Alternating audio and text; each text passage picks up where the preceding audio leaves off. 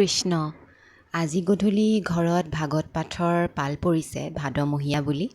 ৰাতিপুৱাৰে পৰা সকলো এয়া শাক কুটা আৰু বেলেগ বেলেগ কিবাকিবি কামত লাগি আছে।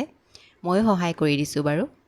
এয়া কিবাকিবি এইবিলাক পেষ্ট চেষ্ট বনাই আছে আৰু তাৰপিছত ভকতৰ কাৰণে আচলতে খোৱাৰ যোগাৰ। তাৰপিছত এইবিলাক পচলা কাটি থৈছে, তাৰপিছত কেপচিকাম, পিঁয়াজ, সেইফালে আছে চয়াবিন তিয়াই থৈছে। তাৰপিছত মুঠতে উখল মাখল এটা পৰিৱেশ। এইফালে বনাইছে দালি, তাৰপিছত গধূলিলৈ এয়া পাঠৰ আৰম্ভণি।